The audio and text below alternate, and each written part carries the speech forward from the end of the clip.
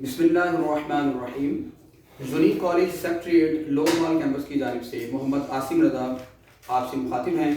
आज इंशाअल्लाह अज़ीज़ हम प्रिंसिपल्स ऑफ कॉमर्स का एक नया चैप्टर स्टार्ट करेंगे। उस चैप्टर का नाम है होम ट्रेड, मुल्की तिजारत। तो मुल्की तिजारत को सीखने से पहले आपको ये पता होना चाहिए कि तिजारत क्या होती है, मीन्स के ट्रेड क्या होती है। तो इसकी डेफिनेशन ये है, buying and selling of goods with cash और without cash is known as trade. जब भी हम मार्केट में अशिया बेचते हैं और ख़रीदते हैं, चीज़ें बेचते हैं और ख़रीदते हैं पैसों के बदले या बाज़ औक़ात मुख्तलिफ अशिया के बदले, इसको हम बोलते हैं ट्रेड, तिजारत बोलते हैं। आज से हज़ारों साल पहले जब आप चले जाएं, हज़ारों साल पीछे चले जाएं, तारीख खोल के देखें तो तिजारत उस वक्त भी होती थी। लेकिन उस वक्त क्योंकि कैश नहीं था, पैसों का वजूद नहीं था, तो उस वक्त लोग एक चीज़ के बदले दूसरी चीज़ खरीदा करते थे। जिस शख्स के पास गंदम है और उसका दिल चाह रहा है कि मेरे पास चावल हों, तो वो अपनी गंदम मार्केट में लेकर जाता, अपनी गंदम किसी ऐसे शख्स को बेचता जो गंदम खरीदना चाहता हो और चावल बेचना चाहता हो। तो गंदम दे के वो चावल खरीद लेता। इसको हम बोलते हैं बार्टर सिस्टम। तो बार्टर सिस्टम में सर्विसेज के बदले सर्विसेज जो है वो डिमांड की जाती थी। मतलब एक शख्स है, वो हुज्जाम है, उसका काम है हजामत करना, वो बार्बर है, तो वो जब ये सर्विस प्रोवाइड करता तो इसके बदले में किसी दूसरे को ये कहा जा सकता था कि चलें आपको मैंने ये सर्विस प्रोवाइड की है, कल को आपने मेरे बच्चों को पढ़ा देना है, या इसके बदले में आपने मुझे भी कोई ना कोई सर्विस प्रोवाइड कर देनी है। तो buying and selling of goods for goods and services, the direct exchange of goods for goods, services for services is known as barter system. तो ये एक बार्टर सिस्टम था, एक ऐसा निज़ाम था जो कि आज से हज़ारों साल पहले था, जिसमें गुड्स के बदले गुड्स को एक्सचेंज किया जाता था, सर्विसेज के बदले सर्विसेज को एक्सचेंज किया जाता था। ऐसे निज़ाम को बोलते हैं बार्टर सिस्टम। जैसे जैसे वक्त गुजरता चला गया, लोगों ने फिर सोना इंट्रोड्यूस हो गया, लोगों ने फिर गोल्ड के बदले बाइंग एंड सेलिंग शुरू कर दी, तलवारों के बदले बाइंग एंड सेलिंग शुरू होगी, तंबाकू के जरिए बाइंग एंड सेलिंग शुरू होगी। तो जब आप तारीख में जाते हैं, बार्टर सिस्टम की तारीख जब आप पढ़ते हैं, तो उसमें काफ़ी ज़्यादा मतलब चीज़ें ऐसी मिलती हैं कि जिनकी पहले एक्सचेंज होती रही है। अब क्योंकि आज बड़ा तरक्की याफ्ता दौर है और आज हम पैसे के जरिए कुछ भी खरीद सकते हैं, ठीक है। तो तिजारत की डेफिनेशन अब क्या होगी? अशिया खरीदना या बेचना पैसों के बदले में, ठीक है। तो अगर मैं इसके साथ लगा लूँ अशिया के बदले अशिया या गुड्स के बदले गुड्स, तो फिर वो बार्टर सिस्टम इसमें आ जाएगा। तो आइए शुरू करते हैं। सबसे पहले तिजारत की डेफिनेशन है, मैंने आपको ये डेफिनेशन बताई है, trade is an activity of buying and selling of goods for money. ये डेफिनेशन आजकल के मुताबिक फिट आएगी कि आजकल हमारा एक ही मकसद होता है कि आपने दुनिया की कोई भी चीज खरीदनी है, आप पैसे देंगे और चीज खरीद लेंगे। और अदर गुड्स, जब हम अदर गुड्स की बात करते हैं तो यहाँ पर इसका मतलब क्या है? तो इसका मतलब यहाँ पर होगा कि हम बात कर रहे हैं बार्टर सिस्टम की। तो ये आपके ज़हन में होना चाहिए। एक डेफिनेशन है एक्सचेंज ऑफ कमोडिटीज। कमोडिटीज का मतलब होता है अशिया, के अशिया की एक्सचेंज बिटवीन इंडिविजुअल्स, अफराद के दरमियान, और ग्रुप्स या ग्रुप्स के दरमियान, either directly through barter system, या तो जो मैंने आपको बताया डायरेक्ट एक्सचेंज होगा, the direct exchange of goods for goods and services for services, ठीक है। तो ये बार्टर सिस्टम था। या इनडायरेक्टली थ्रू द मीडियम, किसी ना किसी मीडियम के थ्रू, और वो मीडियम कौन सा है? वो है मनी। तो जो मैंने आपको बार्टर सिस्टम का बताया, इस डेफिनेशन में बार्टर सिस्टम का भी जिक्र किया जा रहा है और कैश का भी जिक्र किया जा रहा है। इस डेफिनेशन में भी बार्टर सिस्टम का जिक्र किया जा रहा है जब हम बात करते हैं ना और अदर गुड्स की, तो यहाँ पर भी बार्टर सिस्टम का जिक्र आ जाता है। लेकिन बार्टर सिस्टम का वजूद अब खत्म हो चुका है। अगर हुआ भी तो शायद कहीं ना कहीं दुनिया में किसी ना किसी बैकवर्ड से एरिया में होगा, लेकिन ये खत्म हो चुका है। तिजारत की दो किस्में होती हैं, एक होती है मुल्की तिजारत, एक है गैर मुल्की तिजारत, ठीक है जी। मुल्की तिजारत को हम बोलते हैं होम ट्रेड और गैर मुल्की तिजारत को बोलते हैं फॉरेन ट्रेड। यह है जी गैर मुल्की तिजारत।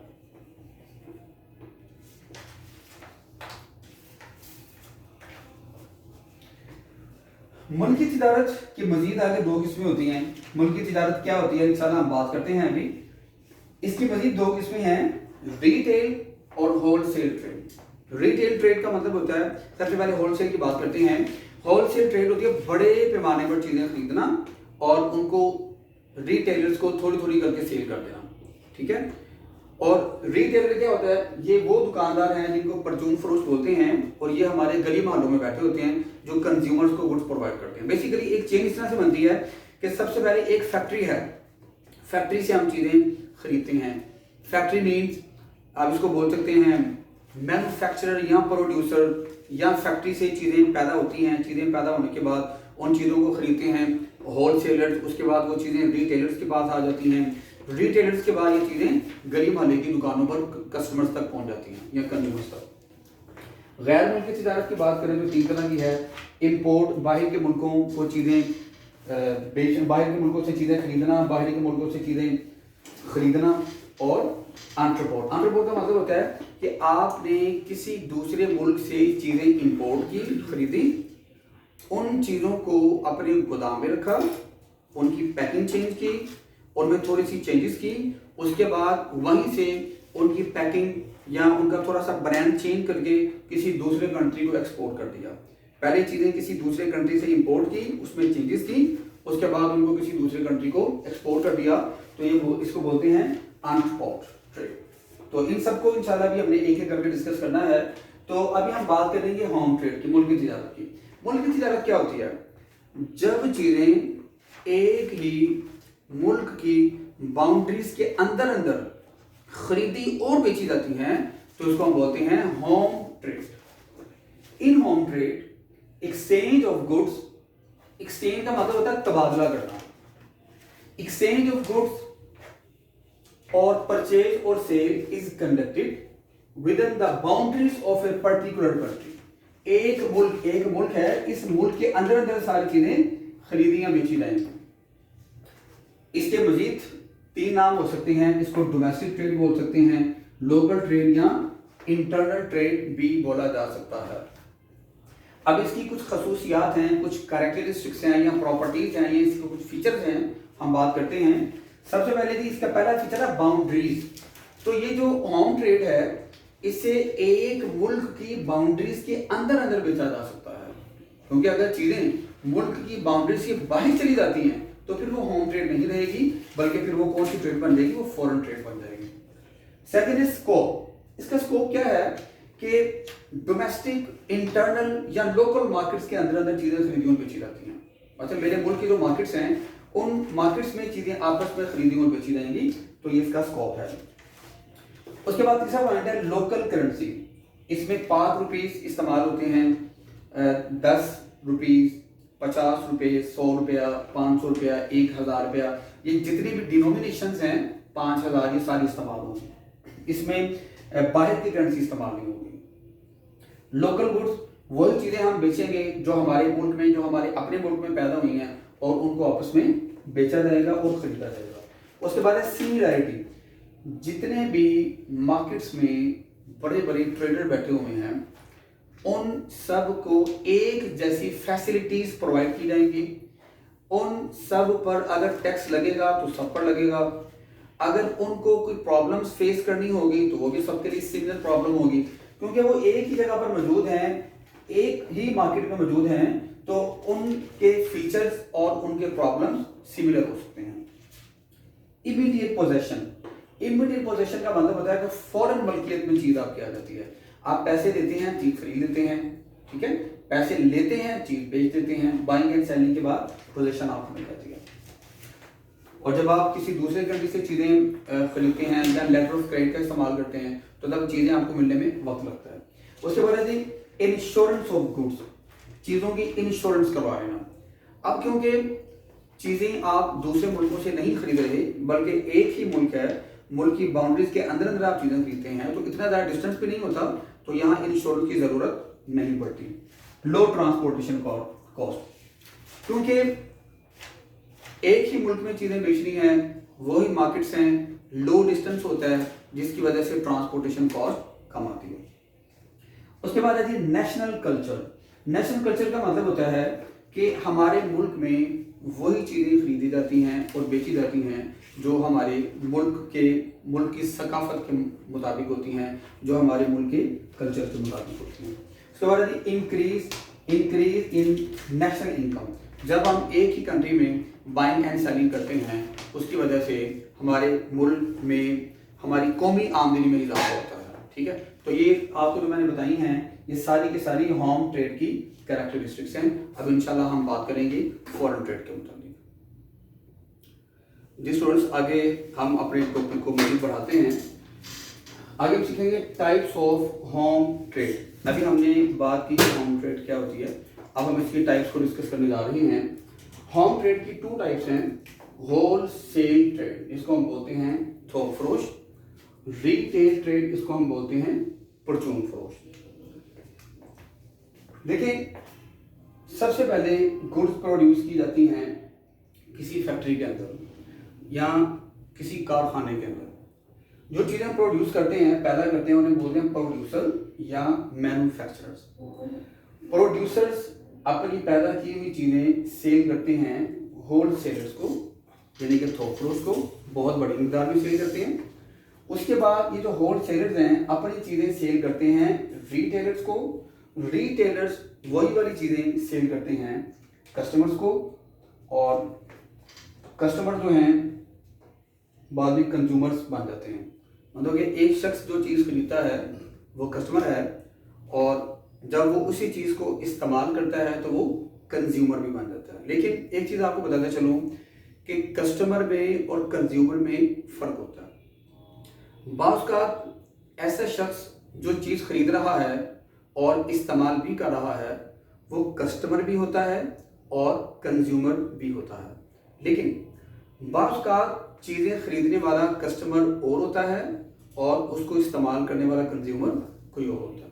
जैसे छोटी सी मिसाल, वालिद साहब ने अपने बच्चे के लिए स्टेशनरी परचेज की, तो यहाँ वालिद साहब कस्टमर हैं, लेकिन उस स्टेशनरी को इस्तेमाल करना है उनके बच्चों ने, तो बच्चे क्या बन जाएंगे? कंज्यूमर्स बन जाएंगे। So a customer may be the consumer but a consumer can not be the customer. ठीक है, कस्टमर कंज्यूमर हो सकता है लेकिन कंज्यूमर कभी कस्टमर नहीं हो सकता। तो बहरहाल होलसेल ट्रेड की डेफिनेशन देखिए, selling of goods in large quantities, बड़ी मिकदार में चीजें बेच देना। किनको बेच देना? रिटेलर्स को, जो गली मोहल्ले के दुकानदार बैठे होते हैं, शॉपकीपर जिनको हम बोलते हैं, फॉर रीसेल टू कंज्यूमर्स या customers. Wholesale purchase in bulk from producers, manufacturers और फैक्ट्रीज। ये मैंने आपको एक डायग्राम की सूरत में आपको बता चुका हूँ। तो जो होलसेलर्स होते हैं ये सारी चीज़ें किससे खरीदते हैं? प्रोड्यूसर से, मैन्युफैक्चरर से या कारखाने से, फैक्ट्री से खरीदते हैं। और इन चीज़ों को सेल किसको करते हैं? रिटेलर्स को। ठीक है, रिटेलर्स ये चीज़ें थोड़ी थोड़ी मिकदार में सेल करते हैं अपने कस्टमर्स को। तो ये तो हमने बात की होम ट्रेड के मुताबिक। अब हम बात करेंगे इसकी दूसरी टाइप, रिटेल ट्रेड के मुताबिक। इसके मुताबिक भी हम डिस्कस कर चुके हैं। Retailing means to sell goods to in small quantities to the ultimate consumer. Retailer is a middle man. जो रिटेलर है ये दरअसल एक मिडल मैन होता है। इसने चीजें किससे खरीदनी है? होलसेलर से, और सेल किनको करना है? कस्टमर्स को। Who purchases goods from manufacturers or wholesalers and provide these goods to the consumers। अब आगे बात करते हैं अपने लास्ट टॉपिक की, और वो है फॉरेन ट्रेड, गैर मुल्की तिजारत। फॉरेन ट्रेड का मतलब क्या होता है जी? गैर मुल्की तिजारत। इसका मतलब होता है एक ऐसी तिजारत जो आपके मुल्क की बाउंड्री से बाहर है। मतलब ये आपकी कंट्री की बाउंड्री से बाहर, जब आप किसी दूसरी कंट्री से तिजारत करते हैं तो इसको बोलते हैं फॉरेन ट्रेड। होम ट्रेड क्या थी? अपने मुल्क की बाउंड्रीज के अंदर अंदर चीजें खरीदना है, बेचना। फॉरेन ट्रेड क्या है? अपने मुल्क की बाउंड्री से बाहर किसी दूसरे मुल्क में चीज़ें खरीदना या बेचना, इसको बोलते हैं फॉरेन ट्रेड। ट्रेड और exchange of goods and services between two और मोर इंडिपेंडेंट कंट्रीज। तो इसमें किस चीज़ का जिक्र किया जाएगा? इंडिपेंडेंट कंट्रीज का। For their mutual advantages is called foreign trade. इसकी कुछ खसूसियात हैं, देख लेते हैं। पहले यदि बाउंड्रीज, तो यहाँ पर एक ही मुल्क की बाउंड्रीज नहीं है, बल्कि एक मुल्क की बाउंड्री से बाहर हम चीज़ें किसी दूसरे मुल्क में सेल करते हैं या खरीदते हैं। स्कोप, इसका स्कोप क्या है कि इससे हमें बाहर के लोगों की ट्रेडिशंस का पता चल जाता है कि बाहर के लोग जो कौन सी चीज़ें इस्तेमाल करते हैं, उनकी क्वालिटी कैसी होती है, ये हमें इससे अंदाजा हो जाता है। उसके बाद है फॉरेन करेंसी। इसमें मुल्क की करेंसी इस्तेमाल नहीं होती, इसमें बाहर के कंट्री, जिस कंट्रीज के साथ हम ट्रांजैक्शंस कर रही हैं, इंपोर्ट एक्सपोर्ट कर रही हैं जिस कंट्रीज के साथ, उस कंट्री की करेंसी इस्तेमाल की जाएगी।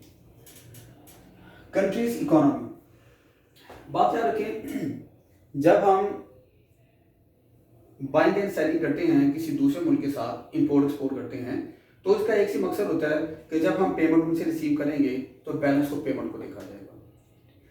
बाज़ औक़ात बैलेंस ऑफ पेमेंट जो है वो पॉजिटिव होता है, बाज़ औक़ात डेफिसिट हमें हो जाता है। इसकी मिसाल मैं आपको इस तरह से दे सकता हूँ। फर्ज कर लें, आपने इंडिया से 100 रुपये की चीज़ें खरीदी और उसको बदले में रुपीज़ 150 की चीज़ें आप उसको बदले में बेच दी। अब 100 रुपये की इंडिया से आपकी इंपोर्ट है और 150 रुपये की आपकी एक्सपोर्ट है। इसका मतलब ये है कि आपने इंडिया को 100 रुपया देना है और उससे लेने कितने हैं? 150 रुपये। तो आपने ज़्यादा पैसे उससे लेने हैं। तो जो रुपीज़ 50 का बैलेंस है, ये बैलेंस ऑफ पेमेंट है, ये पॉजिटिव बैलेंस ऑफ पेमेंट है, ठीक है। लेकिन अगर हम इसको रिवर्स कर लें तो फिर ये डेफिसिट या नेगेटिव बैलेंस ऑफ पेमेंट बन जाएगा। उसके बाद लीगल प्रोविजंस, जब भी आपने इंपोर्ट एक्सपोर्ट करनी होती हैं तो गवर्नमेंट से कुछ लीगल प्रोविजंस आपको अप्रूव करवाना पड़ती हैं, इसमें भी खासा वक्त दरकार होता है। इंश्योरेंस ऑफ गुड्स, यहाँ पर चीज़ों की इंश्योरेंस ज़रूरी है क्योंकि दूसरे मुल्कों से चीज़ें खरीदनी हैं या बेचनी है, तो इंश्योरेंस यहाँ पर कंपल्सरी है। ट्रांसपोर्टेशन चार्ज, क्योंकि जो गुड्स हम मंगवाते हैं या गुड्स बेचते हैं किसी दूसरे मुल्क में, उनमें अच्छा खासा डिस्टेंस आ जाता है, तो जिसकी वजह से हैवी ट्रांसपोर्टेशन कॉस्ट उसमें ऐड हो जाती है। कल्चर, इससे हमें जब हम बाइंग एंड सेलिंग करते हैं दूसरे मुल्कों के साथ, तो उन कंट्रीज के लोगों के ट्रेडिशंस के मुताबिक हमें अंदाजा होता है कि उनकी गुड्स की क्वालिटी कैसी है। तो ये तो थी इसके कैरेक्टरिस्टिक्स। अब हम बात करते हैं टाइप्स ऑफ फॉरेन ट्रेड की। तो फॉरेन ट्रेड की 3 टाइप्स होती हैं। इंपोर्ट मीन्स दरामद, परचेज फ्रॉम अदर कंट्रीज, किसी दूसरे मुल्क से खरीदना।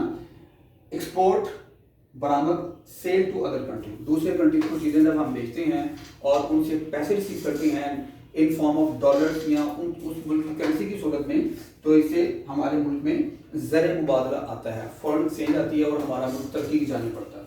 उसके बाद आते हैं एंट्रोपोर्ट। एंट्रोपोर्ट क्या होता है? आपने किसी कंट्री से गुड्स इंपोर्ट की, उनको गोदाम में रखा, उनका डिज़ाइन, उनकी पैकिंग आपने थोड़ी सी चेंज कर दी, बेहतर बना दी, और वहीं से उनको पैक करके किसी दूसरे मुल्क को एक्सपोर्ट कर दिया, तो ये एंट्रोपोर्ट कहलाता है। तो बच्चों, आज का हमारा लेक्चर यहीं पर कंप्लीट होता है। इंशाल्लाह अगले लेक्चर में आपसे नेक्स्ट टॉपिक के साथ मुलाकात होगी। तब तक दुआ में याद रखिएगा, अपना ढेरों ख्याल रखें। अस्सलामु अलैकुम व रहमतुल्लाह।